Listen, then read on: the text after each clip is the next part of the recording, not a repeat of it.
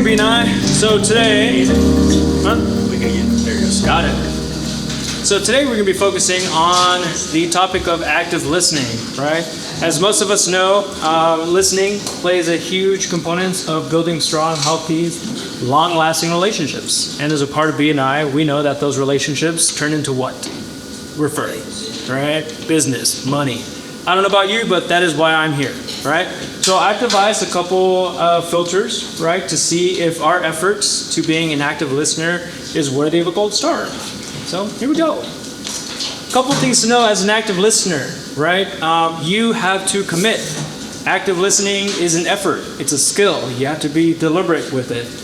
It's pretty rude if somebody is up here giving a 10-minute presentation and you're on your phone, right? To help illustrate the rudeness of it, just imagine it was flipped, right? You go to church one day and whoever's speaking is speaking to you as they usually would, but the whole time they're on their phone playing Fruit Ninja, right?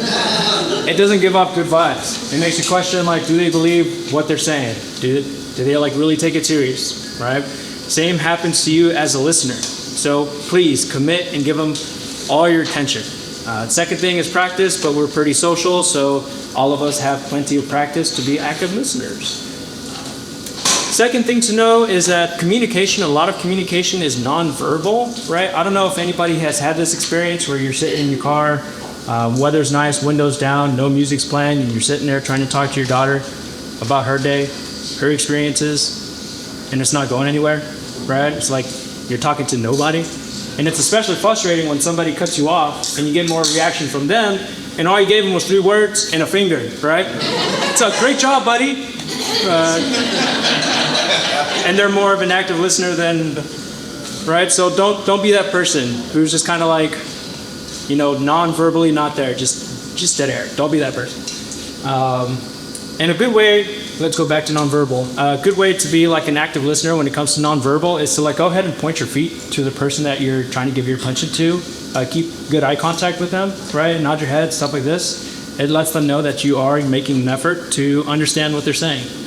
When it comes to verbal communication, there are things as a listener that you do verbally. I used to overcomplicate this, turn this into a bunch of questions, make the conversation into an interview, right?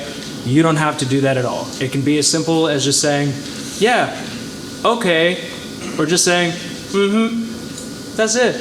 Just to let them know, I'm pinging to your pong, right? Next thing to know is as an active listener, when you're having a discussion with somebody, try your very, very best to keep their focus and the topic on the person you're talking to. If I go to a buddy and I say, hey, how's your day going? And they start telling me the story about how their workday was interrupted because they had to go to school, pick up their kid, because somebody bit them, they had to get stitches and this and that, right? If I cut in there and I say, really? You don't say, like, my kid went to the principal's for biting somebody, right? Like, at that point, the conversation, like, I'm not being an active listener. I'm sharing, right? But I'm not being an active listener. So be aware of that, because there is a time for you to respond, right? Like I said, conversations are fluid. There are moments where you have to be that active listener. And like I said, these are a couple filters that you can use to see if you are being a good active listener. But with the fluidity of a conversation, that will shift, right? And when it is time for you to ping to their pong, go ahead and share that story about how your kid was sent to the principal's office. So hopefully this has helped out, and if it hasn't, please look through this and ask yourself, which one do you struggle with the most? Put that into practice and see if you get any more referrals because of that. Thank you.